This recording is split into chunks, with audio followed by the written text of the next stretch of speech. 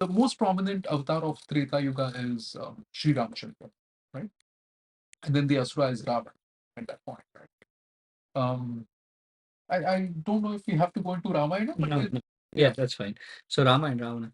But interesting take on that is the Ravana is the Asura. Mhm.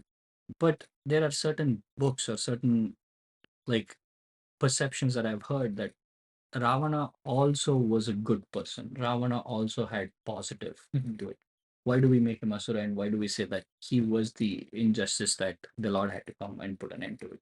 See, I think that is inherently every human being. We all have positives and negatives, right? It's like which guna is overtaking or which characteristic overtakes, right? And then how do you start acting when that characteristic takes over? He might be a wonderful person, but does he have a right to, you know, torture other people?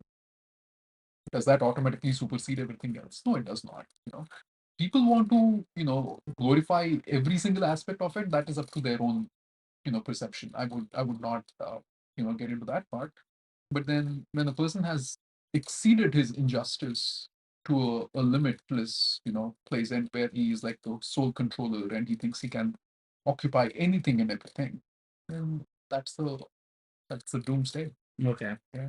So that is Treta Yuga And then we have Dwapara. Dwapara Yuga.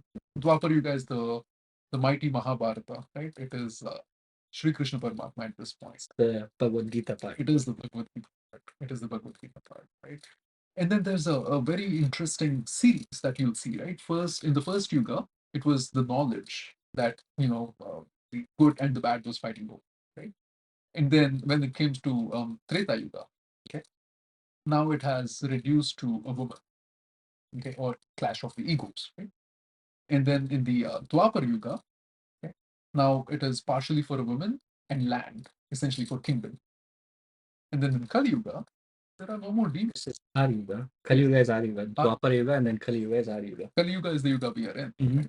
There are no external demons. It's the battle is all inside your head. You are fighting your own self. You have to win every single day. Yeah. Yeah. This was the big key takeaway and why I wanted to bring you guys is it's phenomenally written in the book where it goes from external to internal. That was really amazing. And when I think about it, I'm like, so true. Like in let's start with Treta Yuga, where it was between two people and it was for a third person. Mhm. And then when you come to Dwapara Yuga, it was Ramayana, where the cousins fought the battle. That It's the is the same family. correct. That is the Dwapar Yuga. Dwapara Yuga. Yeah. Dwapara Yuga.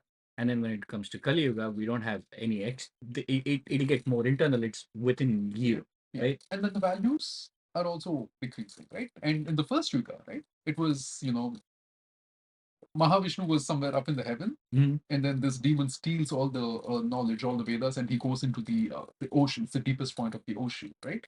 The distance between the good and the evil was so high, right, that they had to cross over multiple planes and fight, right? And then in the Treta Yuga, right, Ramayana, it's the India and Sri Lanka at this point. The distance has reduced, right? And then in Dwapar Yuga, right, it's in the same family. It is happening in the same home, right? And in Kali Yuga, it is happening in your mind. There's no external place either. There's no external place, no external demon, nothing. It's all happening inside your mind.